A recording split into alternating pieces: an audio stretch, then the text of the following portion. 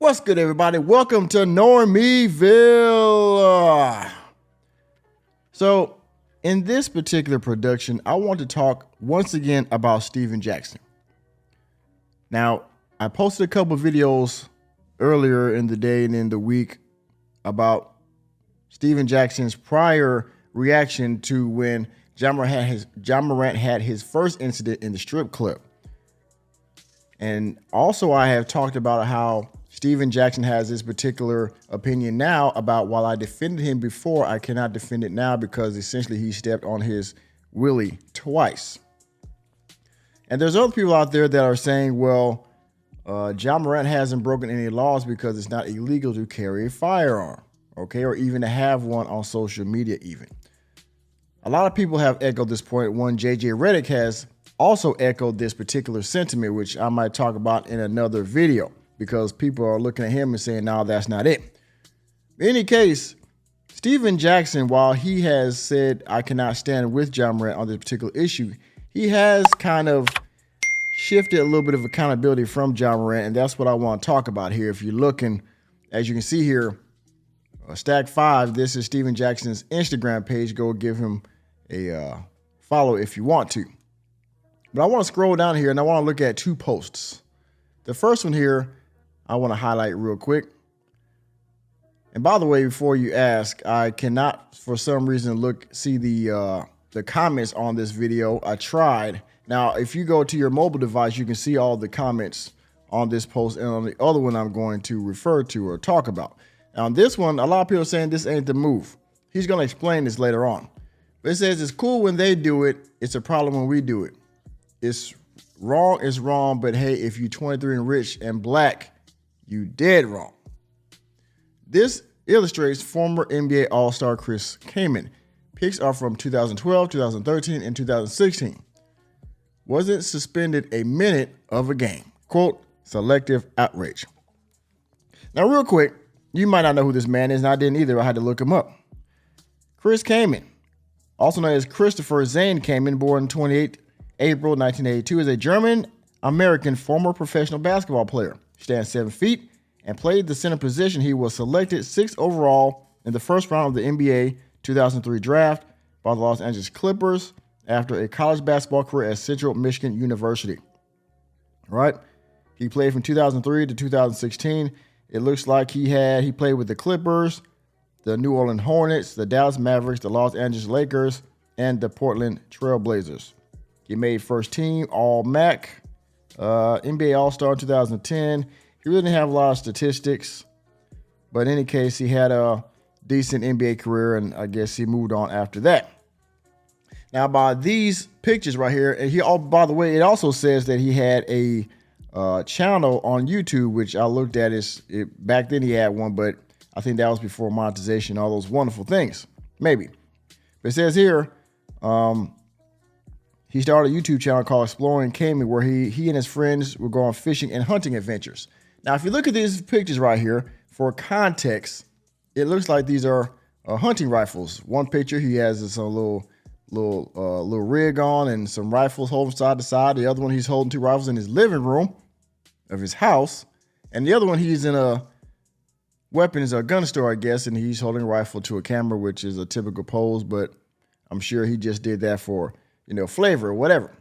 In any case, the context here is that this man was a hunter, a fisherman. And so these pictures right here, I believe somebody would be able to take these in today's time. It would still be in bad taste, I believe, because of the current climate with gun laws and mass shootings and all those kind of things. It'd be in bad taste today. But for context, he's a hunter, so these pictures aren't out of the norm. You understand?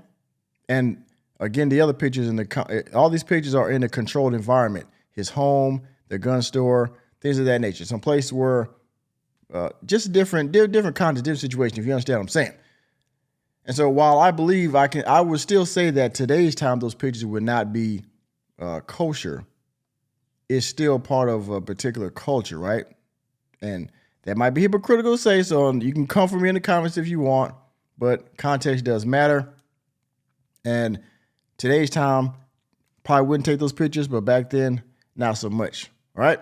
But then he put another picture. He posted a video where he actually trying to explain some of the, I guess, the picture and some other things that he was talking about in other podcasts since the Ja Morant incident. So let's go into that real quick. Now I'm going to play it.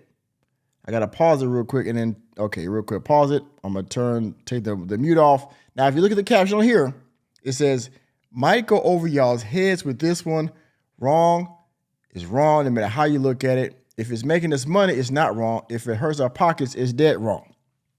Now, again, it sounds like he's trying to point out some type of hypocrisy, right? Well, let's listen and see what Mr. Stackfire had to say on Instagram.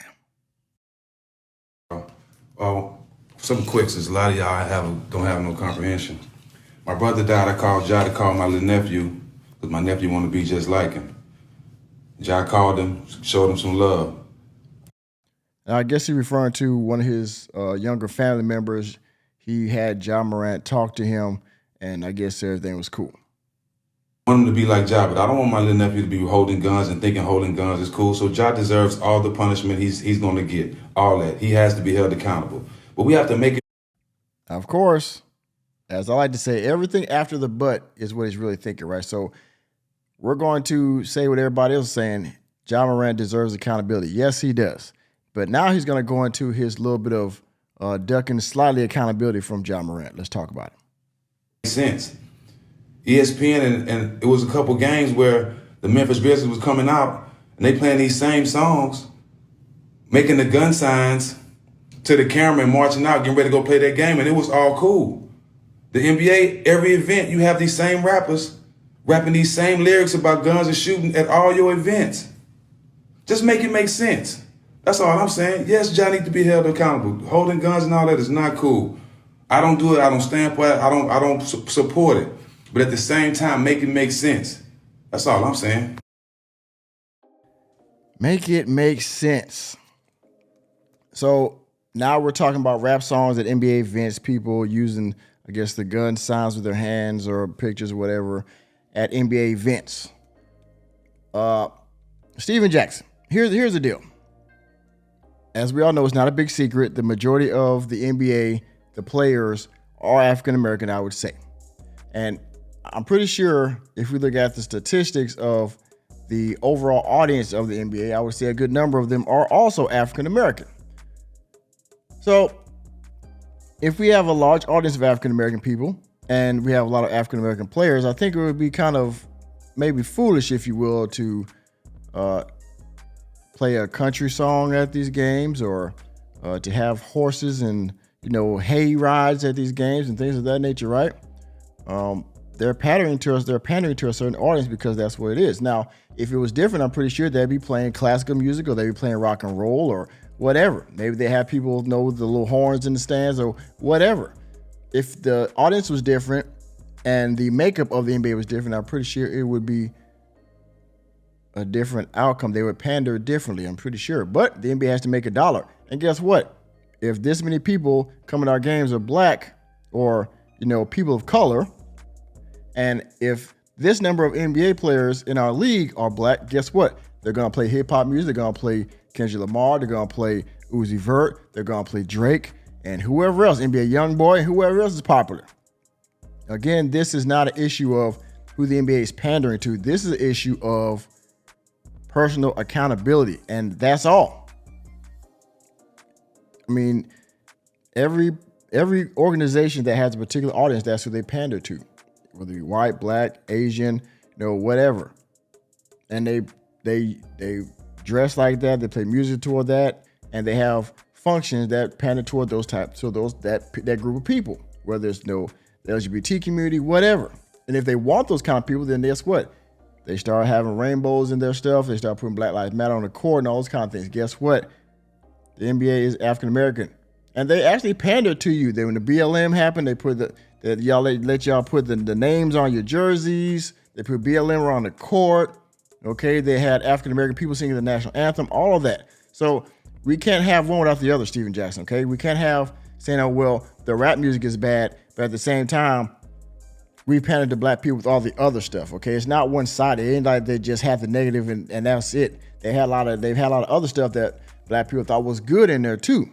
So, I mean, we have to have context and we got to call it down the middle, Steve. Captain Jack, we got to call down the middle, bruh. You're just talking about the rap music and the gun sounds, but they've pandered to black people way more than that. They gave us, I would say, because I'm African American too, they gave us a lot of what we wanted in this league. So,